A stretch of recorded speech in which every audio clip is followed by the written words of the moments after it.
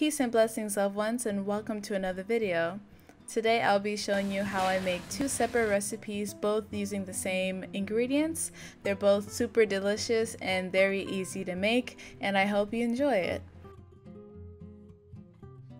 The first thing you'll need to do is get your diced sweet potato and drizzle some grapeseed oil as well as some salt and some basil and put it in the oven for 25 minutes or until it's golden brown. Putting the pot on medium high. For your soup, add in a few drops of grapeseed oil, and once that's nice and hot, add in your 6 garlic cloves as well as your onions and your ginger, and you're going to be cooking that until it's golden brown and translucent. Add in your chopped red bell peppers and cook that until it's tender.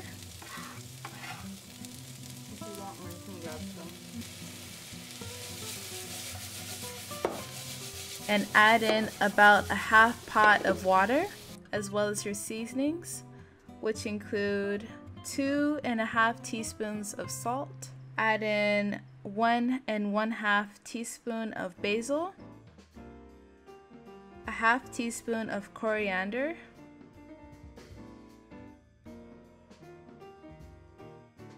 one 1/2 teaspoon of thyme,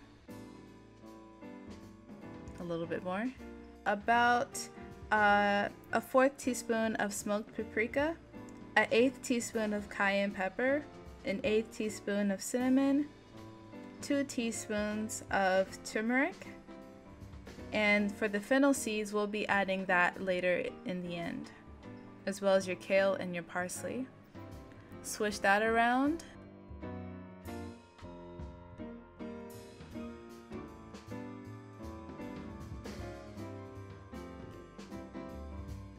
And once everything is combined, add in your rinsed cup of lentils and rice into the pot. I like to use wild rice because it's more variety and it's more alkaline. And before it's done, add in your parsley and your kale as well as your fennel seeds. And everything is ready to plate up. So your cooked sweet potatoes can be put in a bowl, in the same bowl as your soup. I like to put it separately so that the crispiness of the sweet potato is still there. And everything was super delicious, and I'll talk about it later at the end of the video. I like to top it off with a little cashew cream that I made in my previous video, so add in what you like. Moving on to the sauteed vegetables, add in the same amount of yellow or white onion as you did with the soup. Dice that. Dice it a little finely than I did. Add in about 6 garlic cloves. So it's the same amount of ingredients as in the soup, so it's still versatile. For the couscous, I would add in about half, maybe 3 garlic cloves and only a few inches of ginger. And for the roasted bell pepper, all I did was roast it on an open fire so that it can get that charredness as well as that sweetness that it comes from. So add in about a cup of couscous and 2 cups of water in a pot on medium high, and add in a little bit of grapeseed oil in a pan. And I'm adding in my chopped parsley as well as my ginger and my garlic. Of course, couscous takes about 5 minutes to cook, so I would recommend you minimizing on the parsley, the ginger, and the garlic because they're quite potent if you don't cook it for longer than 5 minutes. And I also added in a little bit of basil, thyme, and salt to the couscous to give it a little bit more flavor. And as you can see, she's thick, and I wasn't planning for everything to cook so fast, but it's fine. It's good for the digestive tract. So add in your chopped onions, garlic, and ginger into your pan.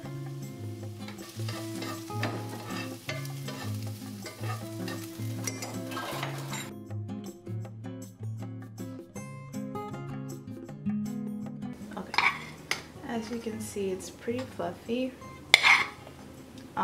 It only takes 5 minutes actually, and so I was planning it to cook longer for the garlic and ginger to fully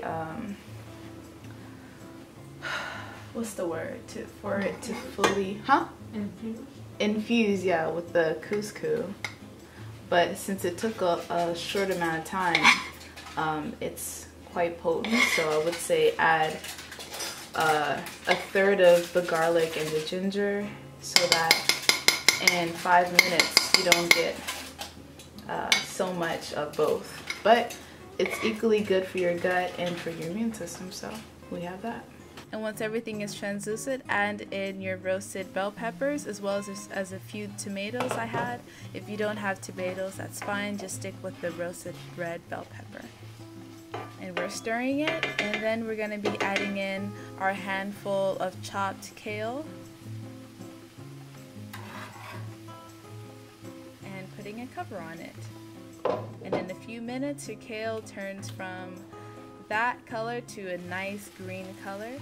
Add in a little bit of seasonings to this, because I've noticed that if I add in a lot, I really did it. So add in about half a teaspoon of salt, a little bit of cumin, about a teaspoon, I don't really measure, a teaspoon of basil and thyme. And I added in some tea that I had boiling on the stove so that everything can come off of the pan. And once everything was good to go, I just plated up. Like I said, the couscous, you can wait until the end of the cooking time of the sauteed vegetables to cook the couscous, because mine was kind of cold. This is all coming, you know, with age and knowledge, so next time I'll do everything differently. But for the most part, everything turned out to be really delicious, both recipes, and I talk about it a little bit later on in the video. And that's pretty much it, to be honest. I just topped it off with some cashew cream that I made, and that's pretty much it.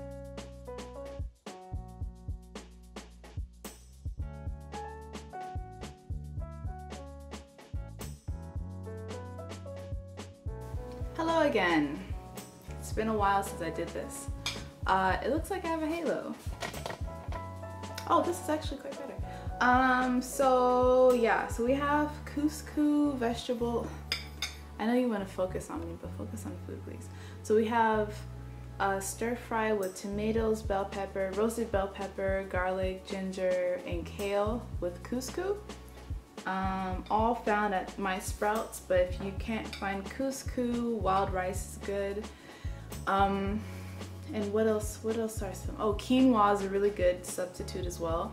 So we have quinoa, couscous, rice. Oh, and lentils. Lentils are a really good substitute too. They all work well with this dinner, so not dinner, it's kind of lunch. I'm not gonna eat it all because I have something else. I have something else to try, but let's give it a try.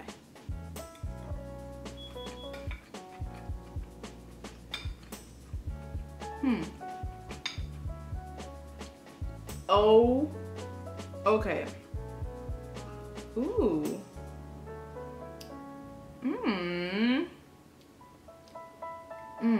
Okay. Okay. This is fire. This is really good.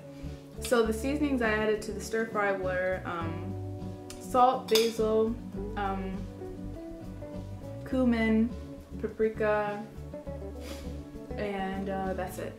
And for the couscous, I added garlic, ginger, and cilantro. It's a more than a 5-ingredient meal, but the spices you should already have in your cabinet, and if you don't, then don't listen to what I'm saying. Add what you feel comfortable with. If it's just salt, then, but the thing with the vegetables is, if you saute the onions and the grapes long enough, the onions give off a really sweet flavor, and the tomatoes also give off a really sweet but acidic taste, and so it all balances out with each other. And the couscous is actually slightly sweet. I've been eating only vegetables, so and fruits, and so really anything that is that has natural sugars in it, I can taste it pretty strongly. If you eat a lot of sugar and you're used to it, of course you may not catch on to it. This is really good for people who only have a certain amount of money. I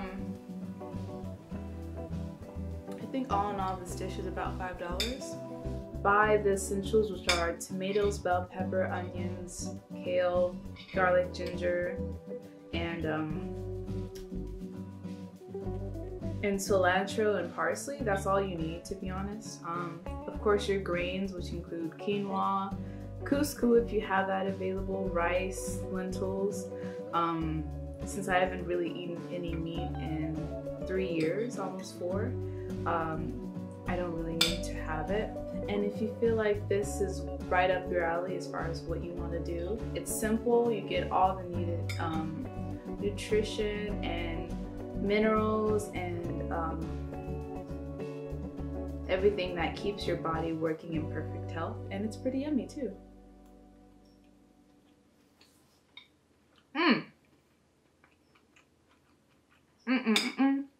If you like that recipe and it resonates with you, and during the times where you don't have a lot, then I hope this menu or this recipe works well with you. I did my best when it comes to only working with a certain amount of items, because I know not a lot of people have the things that I even was cooking with. So if you only have quinoa or wild rice, then it'll be just as good as with couscous. If you only have lentils, then you can use that as well. And any other grain that you have access to.